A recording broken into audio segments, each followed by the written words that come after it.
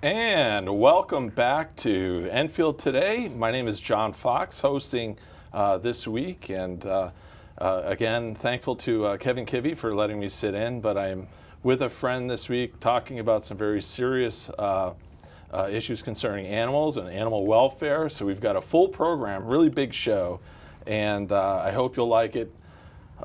So to start off, we have Annie Hornish, who is the Connecticut Director of Humane Society of the United States.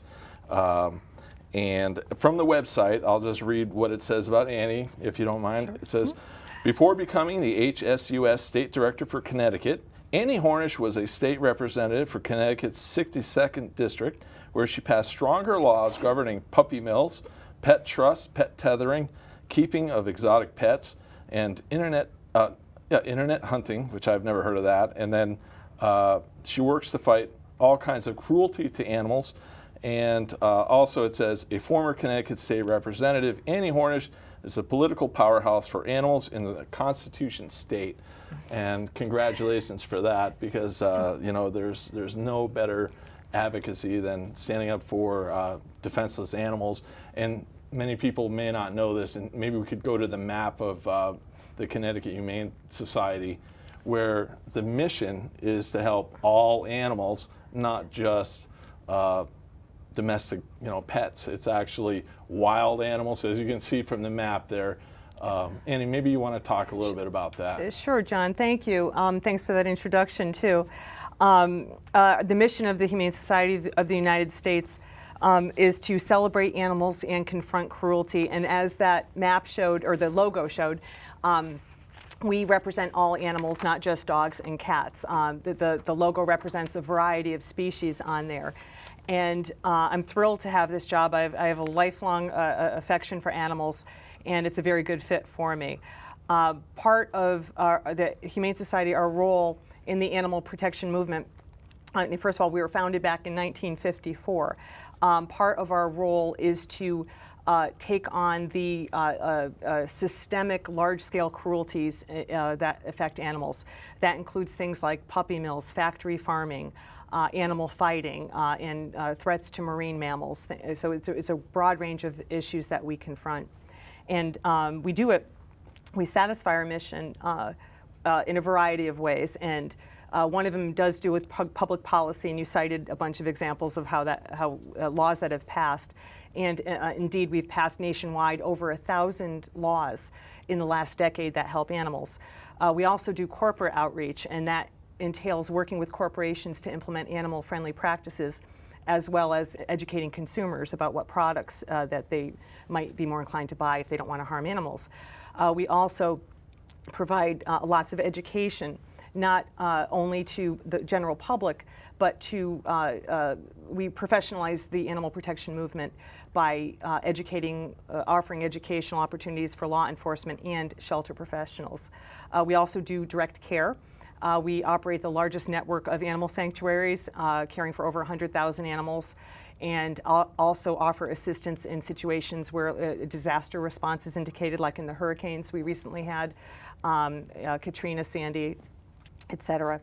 Also, we assist law enforcement in, say, puppy mill raids if we're asked, or if they need some help, we're there to offer help. And we do all of this while growing our numbers and providing structured education for those who want it to make animal advocates the most effective for animals. Yeah, that's all tremendous, because again, with the internet these days, it's easier to see the outcome, I think, from those types of efforts, and building up a consensus in the State House is a lot easier, because the public groundswell to protect these animals is there, and there's no reason we shouldn't be doing more. And I think that's tremendous, all of that. And we did have a picture actually of the booth, and that might come up, where it shows like you're out at public events educating people, and I bet that's a big part of your mission. It is. We have a fantastic volunteer team here in Connecticut. So we have, like, for example, tabling events. A lot of volunteers will join there and help spread the word about a variety of animal welfare issues. That's one way we do it. And I have, interns in Connecticut. We have an internship program. We have formalized education for, we call them district leaders, where we're mobilizing animal advocates in a politically sophisticated way by, congressional level or the state House and Senate districts, so we can be more effective when we advocate for animals at the Capitol. This is something I pulled up off the internet. In 2014, the governor signed an anti-puppy mill legislation, SB 445, and I'll just briefly hit this. Signed a bill to crack down on puppy mills, championed by Fairfield Rep Brenda Kupchik of R132 will go into effect, and Annie Hornish, State Director of Humane Society. The following statement was issued: "We thank Governor Malloy for his compassion for animals and leadership in the fight against puppy mills.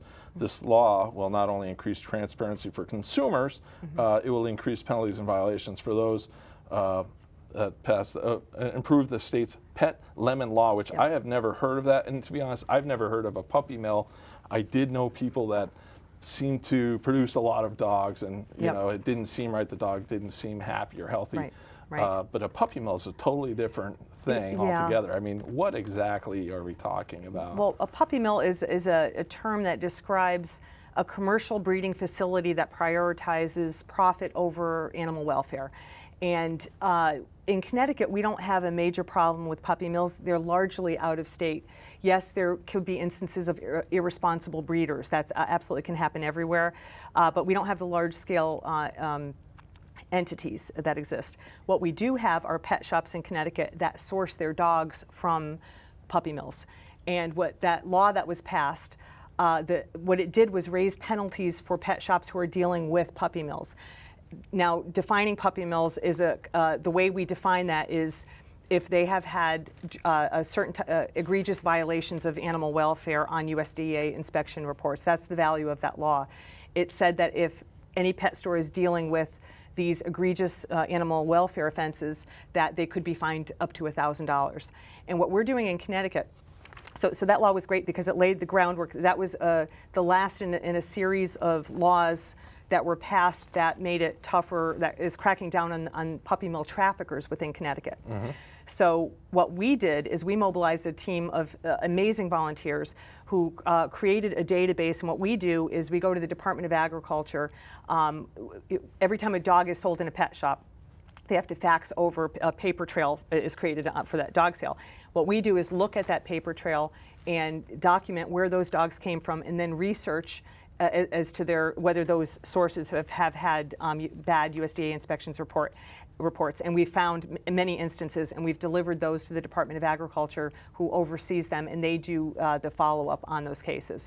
But that, the state is limited with resources, and so it's a largely complaint-driven process. So the faxes come into the Department of Ag, and then they sit in a box for years and then get thrown out eventually, right? They just sit there unless there's a complaint. But what we're doing is intervening, monitoring all of that, and we're finding what we knew we'd find, that they're dealing with puppy mills. Wow, yeah, and I did, again, folks, I want to recommend going to the Humane Society website for the United States in Connecticut.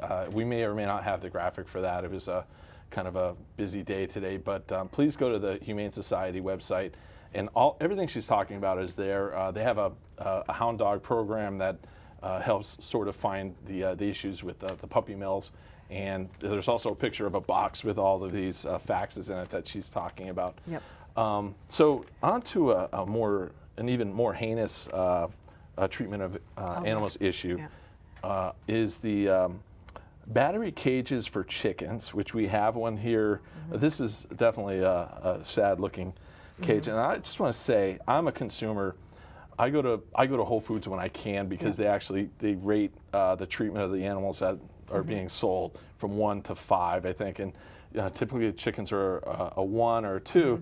But I got to believe that free-range chickens aren't sitting in a cage like this. And I don't know if we have a shot of the cage, but this, according to the website, I'll just. Perhaps the most abused farm animals, that's why I need glasses. Nearly 280 million laying hens in the United States are confined in barren wire cages, so restrictive the birds can't even spread their wings. and that's from the website. So I mean, this is still going on, and did you want me to pick it up, or can we get an angle on that? I don't. Do we have a shot of the camera? Oh, she's. Do you want me to pick it up, or do, oh No, yeah, no, we can see the cage. Okay, yeah, There we go. yeah. This is what's called a battery cage, and in these cages, what you'll see are 5 or more birds who spend their entire lives in this cage, and they can't. There's not enough room for them to even spread their wings. The space allotted each bird is about that of an iPad, and they live their lives in this way. They are denied any expression of natural behavior, and it's terrible. These cages are attached to each other. It's a football field long in these sheds, and 3 cages high. This is how about 90% of the eggs sold in Connecticut are produced. Wow. And we have about 5 million birds in Connecticut who languish in these cages. And this is one of 3 types of intense confinement. Battery cages for egg-laying birds, there's gestation crates for mother pigs, and then there's veal crates, which most people are familiar with for the males in the dairy industry. And you know, it's hard to imagine a life of confinement so severe that you can't even turn around or move freely, and these animals have to endure that, and we're fighting to ban these practices.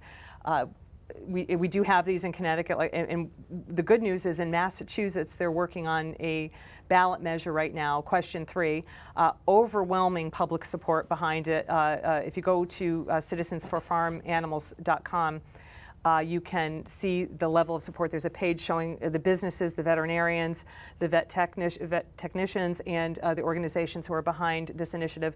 Over every town in Massachusetts was represented, and what they did in signing the ballots needed to get this on the measure. And we're confident it's going to pass, and the intensive confinement will be a thing of the past in Massachusetts.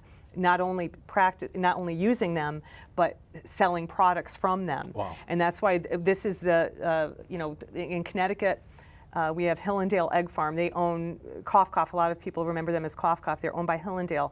The HSUS did undercover investigations on their facilities in Pennsylvania and in Maine in 2015 and again in 2016, found atrocious conditions for the birds. Birds living with their cage mates, mummified corpses of their cage mates in there. And these are eggs for human consumption. Oh, geez. And there's no surprise that Hillendale in 2010 was the company involved with the largest egg recall in U.S. history. I thought that, half a billion eggs more than they had to recall. Yeah. And so it's a public health issue as well, not just a animal welfare issue. It's just incredible. The demand, first of all, is scary for any chicken products that, you can go to any restaurant and they have some sort of chicken product. So they shouldn't have to resort to this, though. I mean, just can't imagine that, like you said, it's good for anyone, eating the birds or the eggs or any of that. How much time do we have left? Do you guys know? Is it about a few minutes? Okay, quickly, I'm going to go over one more thing. Sure. The most awful thing is this pig cage. Gestation. Yeah, pig gestation. Yep. And again, I never heard about this. We have a very graphic picture, and if that goes up, I'm not sure. But if you want to just quickly hit on that, we have a PSA that's going to come up afterward. I warn everyone. It's a very graphic. Well, actually, it's a lighthearted video that we have talking about this issue, and these, as you can just see, the picture speaks for itself. Again, those are mother pigs. Yeah, the mother pigs are all jammed in these cages, and the PSA we have is from the HSUS website. It shows just what it's like for them. So I think we're down to the PSA time. Is that right? No. Okay. Oh, okay. All right. So I've got more time. That's good. Just let me know when we got a few more minutes. Okay. I'm new to this whole TV thing. So, what would you like us to know? Okay.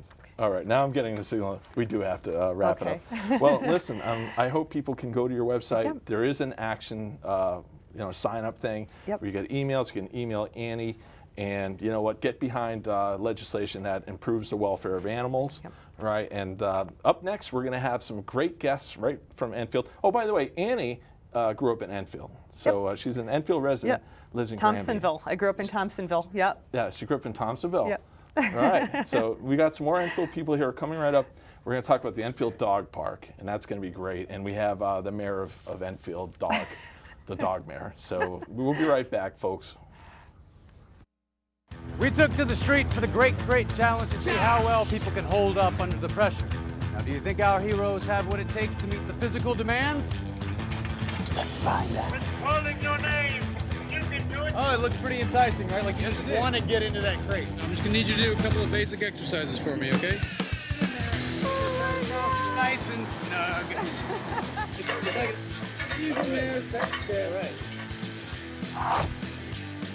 I need you to work with me and turn around.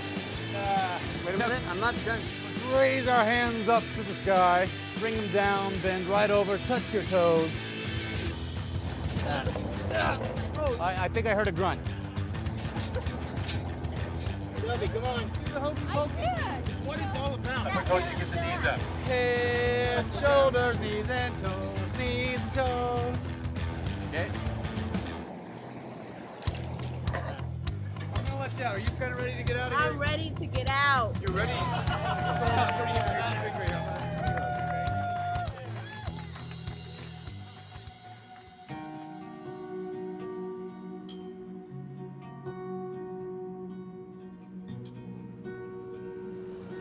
This is the reason that we're down here, just trying to raise awareness of what it is that these pigs have to live through. It's awful. They're very smart, intelligent animals. Smart or not, nothing deserves that. 80% of breeding pigs in the United States, the pork industry keeps them locked in crates, unable to turn around. We are trying to do something about that. We think it's cruel.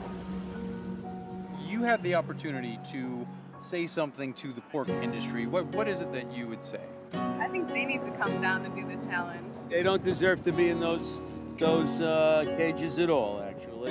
Definitely give them a lot more room. It needs to end. We all think this sucks. This is not a way to live. It's not great. Pigs need space. Tell the pork industry to stop using these gestation crates. Pigs need space. No animal deserves to live like this.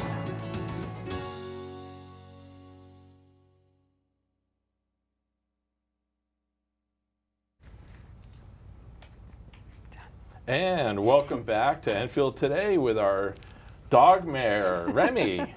And Remy is soon to be, what do they call the ex-mayor? You know, September, right, Remy? I guess that's when your time is up and the new dogs come in. And with Remy, we have Remy's mom, that's Deb, and Deb Reese, right? And she's the assistant secretary for the Enfield Dog Park. And we have Ingrid Hahn, who is the secretary of the Enfield Dog Park, and you guys are tremendous. The dog park is amazing. I don't know, we probably have a shot of the dog park coming up where it's like the entrance to it, but until that comes up, we'll just talk. So how did you guys get involved in the dog park? I got involved because they asked me.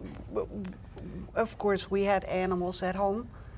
And I met all these nice people one night, and they said, you should get involved, you should get involved. And I did, and I've never regretted it. That's tremendous. I just love to do it.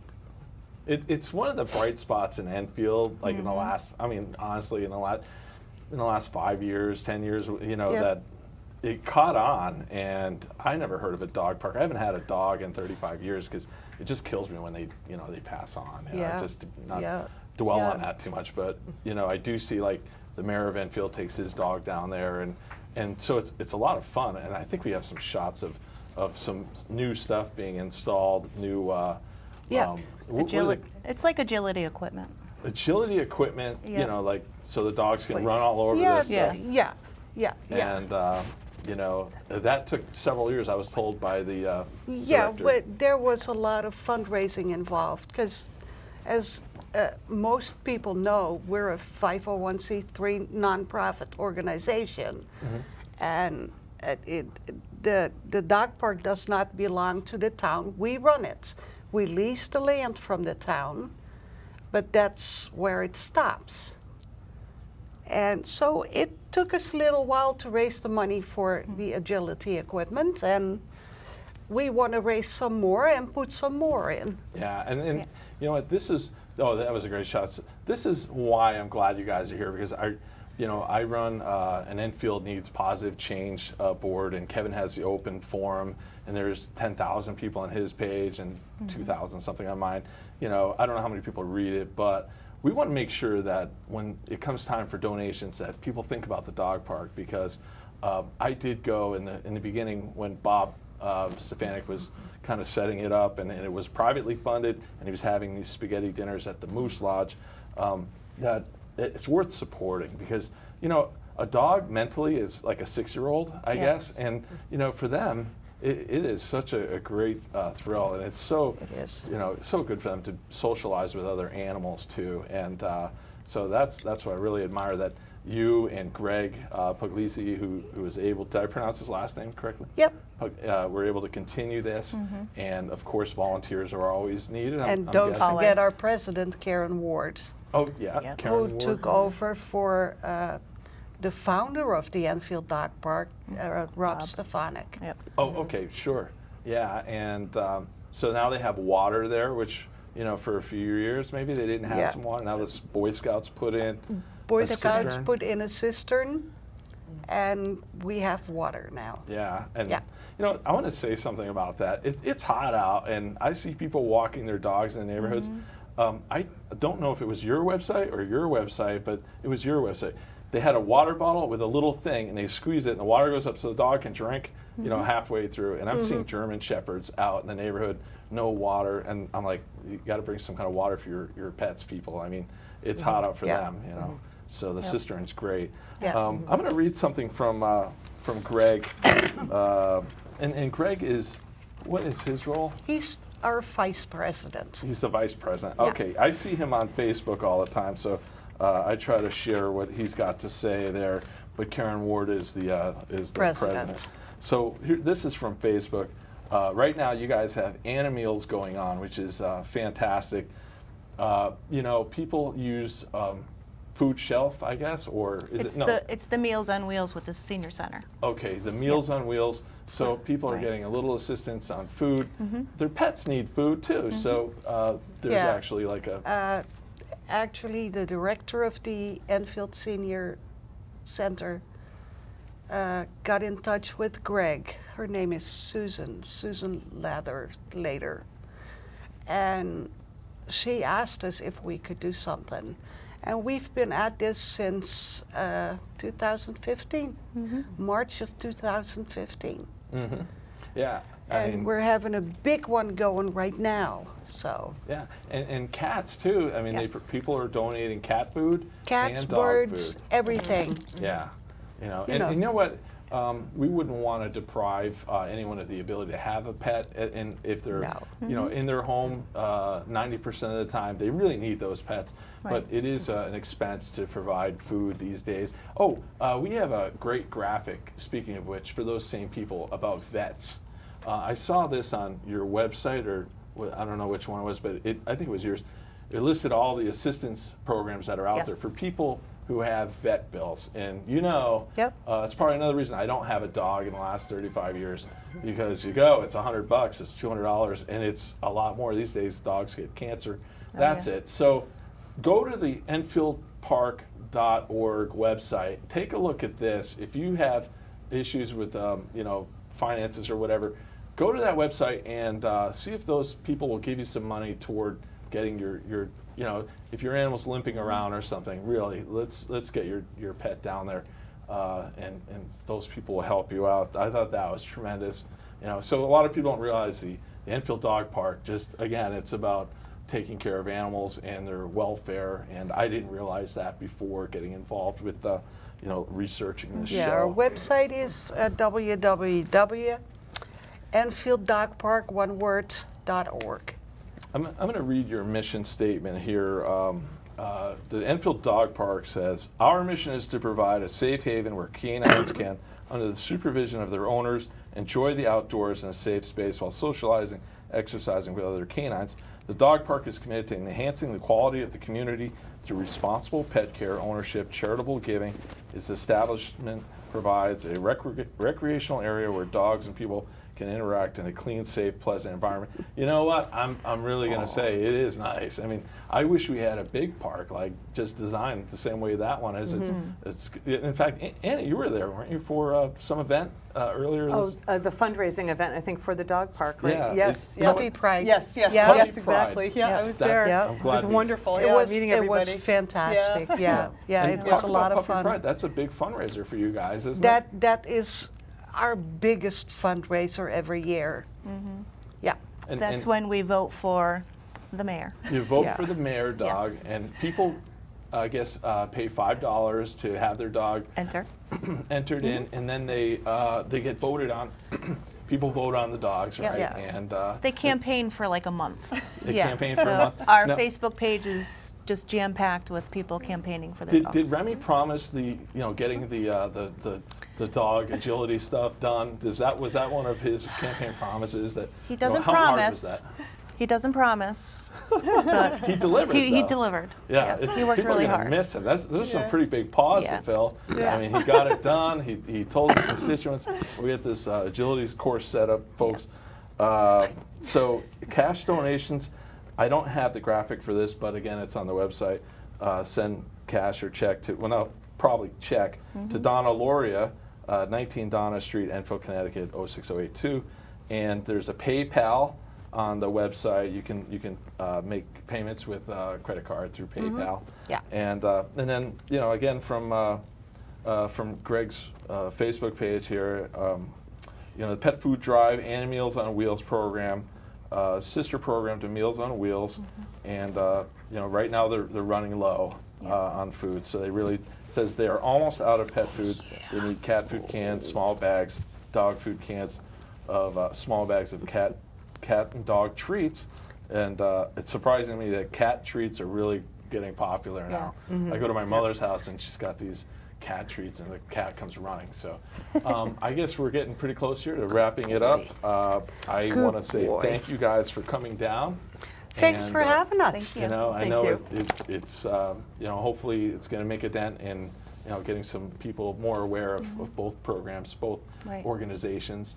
I want to thank everyone that helped out today, our volunteers. We need volunteers, folks, so if you're ever interested in coming down and operating a camera, by all means come down and learn how to use it. It takes like 15 minutes, and then you can run the show. So that, and also thank you to Cox Public Television. Sandy and Mark were a big help today with my graphics and photos and everything else. So thank you, Kevin Kivy, for letting me come down and host again. He'll be back next week. So that's about it. Am I out of time now, or stretch it out? Okay, so we're going to stretch it out for another half a minute or so. That's okay, literally half a minute. Okay, we have a And- drop-off for the Animals at the Raffia Road yeah. Service Center. Oh, at the Raffia Raffia Road Service Center. Road Service Center next to the new Dunkin' Donuts. There's an Animals drop-off, and I didn't know that. Okay, so I'm not sure what that means. I think that means keep going another 5 minutes. No? Oh. Anyway, we're going to be electing the new mayor September 1st. Yes. Right? And it's Ridley. Actually, Ridley.